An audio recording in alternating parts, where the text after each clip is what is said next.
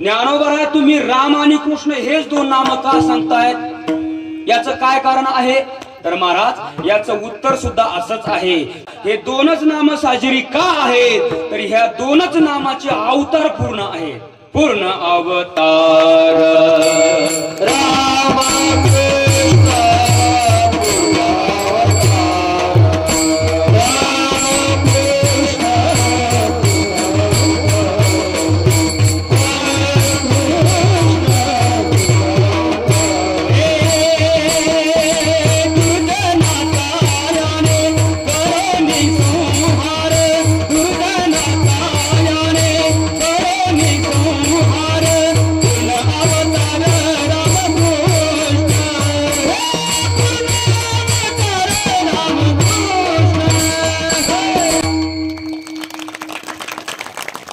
दुर्जनाचा याने करोनी संहार आणि पूर्ण अवतार राम कृष्ण हे दोनच अवतार कसे आहेत?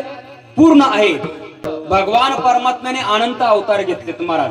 आता प्रामुख्याने भगवंताचे 24 अवतार सांगितलेले आहेत.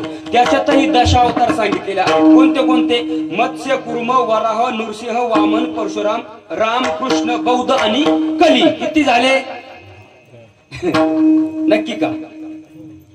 नक्की ना? बरं, कोणते कोणते होऊन जाऊ द्या. त्याच्यातही 6 प्रकार सांगितले. कोणते कोणते? अंश, अंशांश, आवेश, कला, पूर्ण आणि पूर्णतम. आता त्याच्यातही 2 प्रमुख सांगितले. कोणते? पूर्ण आणि पूर्णतम. आता पूर्ण आणि पूर्णतम म्हणजे काय हो? कशाला म्हणतात पूर्ण आणि पूर्णतम? आता पूर्ण अवतार आहे प्रभू रामचंद्रांचा आणि पूर्णतम अवतार आहे भगवान श्रीकृष्णाचा. आता पूर्ण आणि पूर्णतम याच्यात काय फरक आहे हो?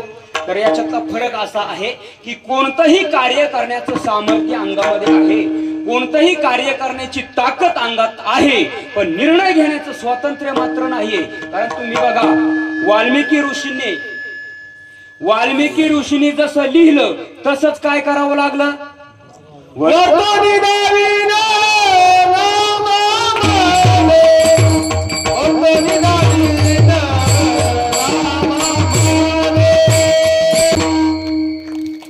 बोली रे वाल्मिकी तैसेच करीन आणि वर्तोनी दावेल नामा म्हणे किंवा म्हणे नामा.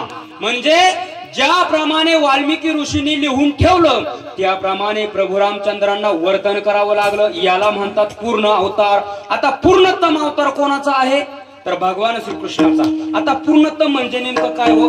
तर गर्गाचार्यांनी गर्ग संहितेमध्ये फार सुंदर व्याख्या केली महाराज. गर्गाचार्य म्हणतात परिपूर्णतम साक्षात श्रीकृष्ण हा अन्ययेवही. अन्ययेवही म्हणजे त्याच्यासारखा परिपूर्णतम या जगतामध्ये दुसरा कोणताच नाही. आता परिपूर्णतम म्हणजे नेमकं काय हो?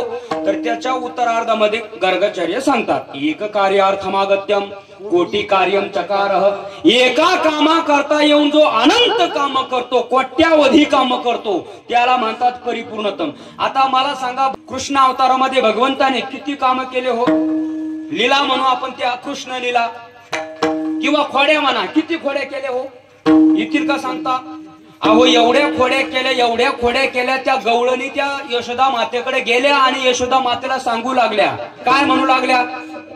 अवघ्या मिळून गवळणी देती यशोदे कारानी, खाऊनी दही दूध तुपलोनी, फोडली अवघी विराजनी.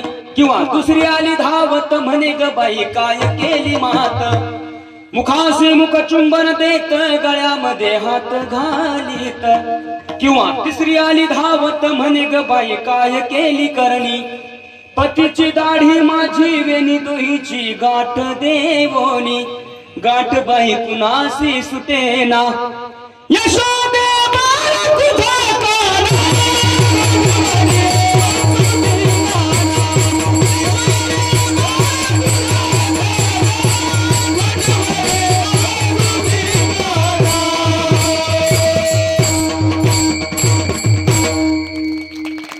महाराज त्या गवळणी यशोदा मातेला सांगू लागल्या. काही काही तर म्हटल्या यशोदे कृष्णासी सांगावे गोकुळी राहावे का जावे, गोकुळी राहावे का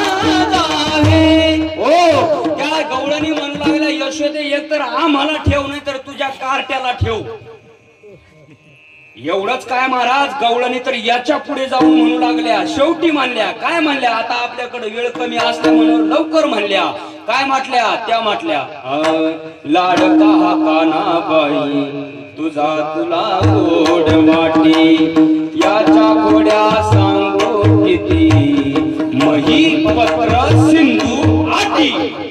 किती खोड्या, याच्या खोड्या लिहून काढायचं जर ठरलं तर पृथ्वीचा कागद केला, समुद्राची शाई केली, कल्पतरू वृक्षाची लेखणी केली आणि यायला कोण बसवली, अंगणवाडीची मास्तरी. काय होणार आहे महाराज, साक्षात विद्येची देवता सरस्वती माता लिहायला बसवली, पण काय होईल महाराज म्हणतात, याच्या खोड्या सांगू किती आणि मही पत्र सिंधू आटे. अरे पृथ्वीचा कागद संपून जाईल, समुद्राची शाही आटून जाईल, कल्पतरू वृक्षाची लेखणी उघडून झिजून संपून जाईल आणि विद्येची देवता सरस्वती मातेचा हात लिहून लिहून गळून जाईल, तरी पण याच्या खोड्या तशाच राहतील. याला म्हणतात परिपूर्णतम साक्षात श्रीकृष्ण हा विठ्ठल.